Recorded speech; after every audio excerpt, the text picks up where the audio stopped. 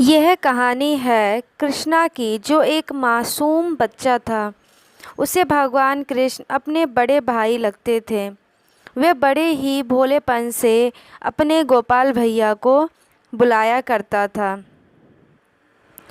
कृष्णा को जन्म देते समय उसकी माँ गुजर गई थी।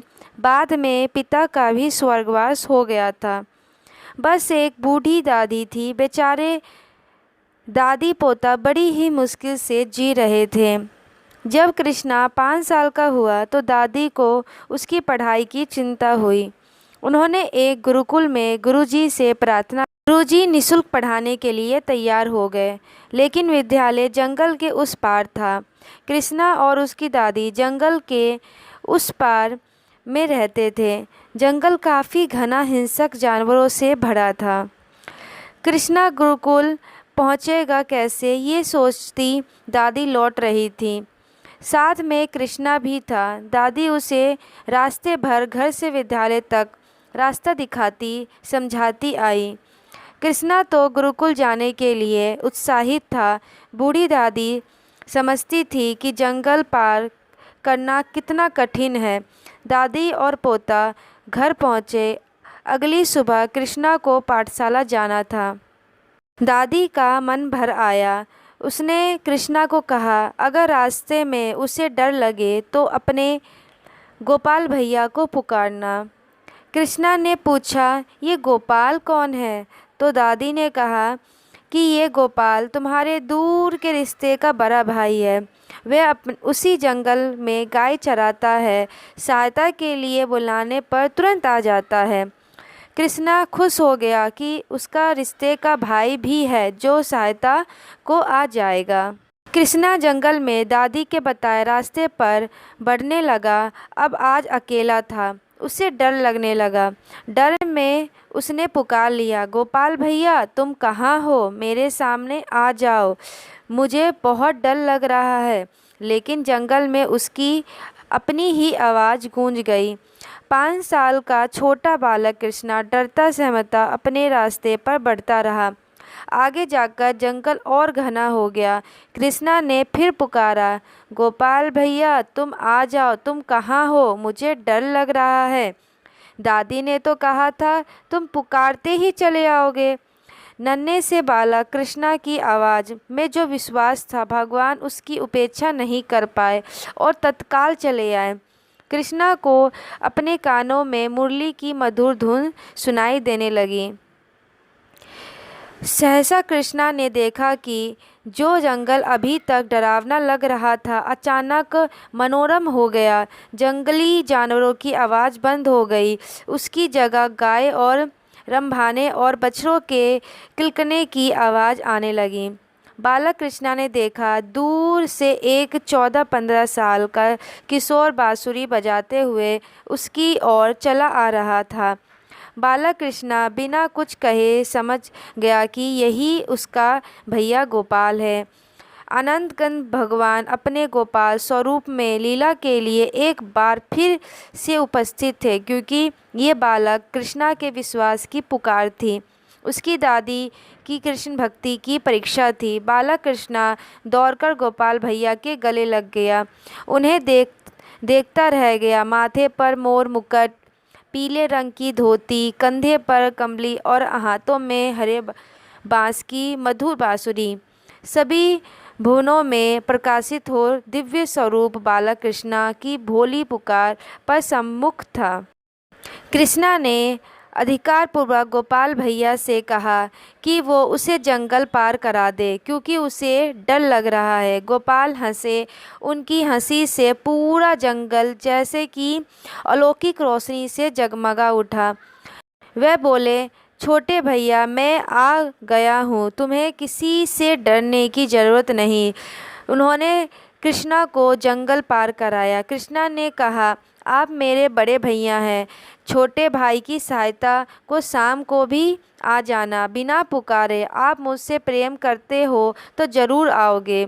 उनके मुस्कुराने से जंगल में मंगल हो गया। फिर वे बोले, कृष्णा तुम अपने सारे भय त्याग दो, आज मैं तुम्हारे साथ हूँ।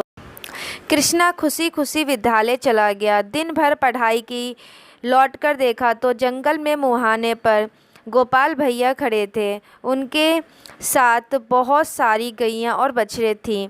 बालक कृष्णा अपनी सारी थकान भूल गया और दौड़कर भगवान के पास पहुंच गया।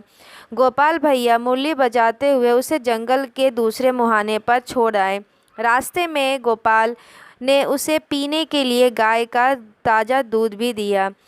उधर दादी दिन भर बेचैन कृष्णा की चिंता कर रही थी।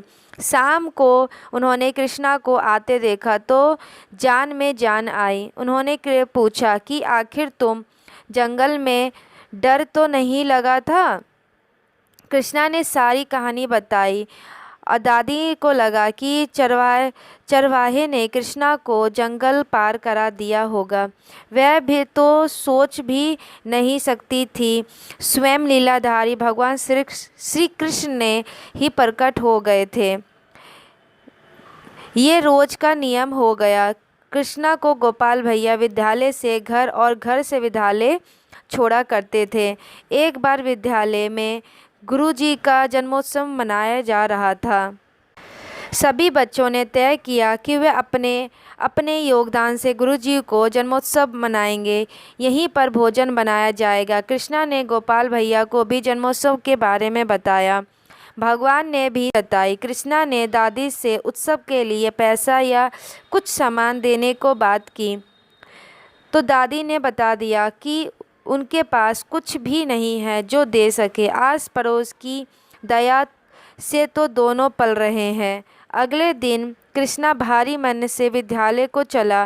वह जाना नहीं चाहता था लेकिन जन्मोत्सव में पहुंचना जरूरी था। रास्ते में गोपाल भैया मिले लेकिन उन्हें देखकर कृष्णा ने रोज की तरह कोई खुशी नहीं जाहिर की।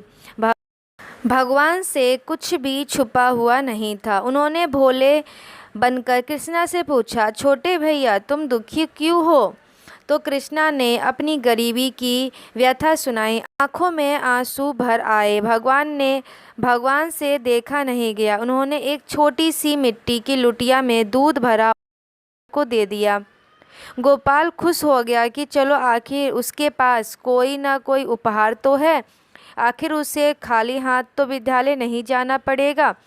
गुरुजी की पत्नी को दूध की लुटिया दे दी। इतनी छोटी लुटिया में दूध देखकर हंसी। गुरु पत्नी ने दूध की लुटिया एक तरफ रख दी और बाकी के कामों में फंसकर उसके बारे में भूल गई थी। कृष्णा जानना चाह रहा था कि उसके उपहार का क्या इस्तेमाल किया जा रहा है, इसलिए वह बार बार झांककर देखता कि दूध कहाँ रखा है और इसे गुरुजी पिएंगे या किसी और काम में आएगा। गुरु माता से भोलेपन में उसने ये बात कई बार पूछ भी ली। इससे नाराज होकर गुरु पत्नी ने दूध की लुटिया उठाई और खीर के बर्तन में पलट दी।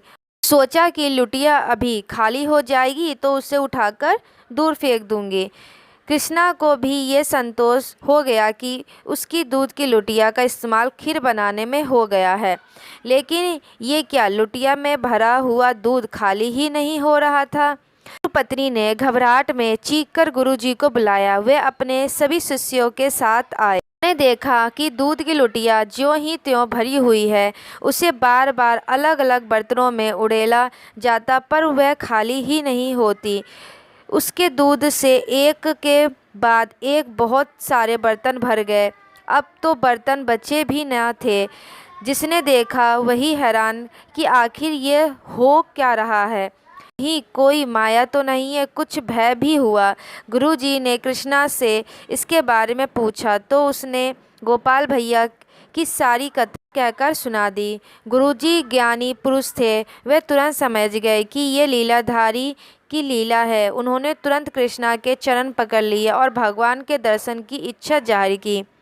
बालक कृष्णा ने संध्या काल में लौटते समय गोपाल भैया को अनुरोध किया कि वह गुरुजी और बाकी शिष्यों को भी दर्शन दें, लेकिन भगवान ने उन्हें इस स्वरूप के दर्शन देने से इनकार कर दिया और दूर से ज्योति रूप में दर्शन दिए, जिससे कृष्णा के सभी साथियों सहित गुरुजी का जीवन धन्य हो जाए।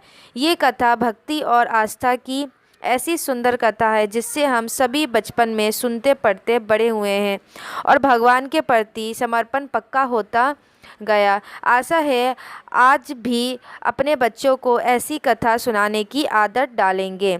धन्यवाद फ्रेंड्स, मिलते हैं नेक्स्ट वीडियो में। Till then bye bye.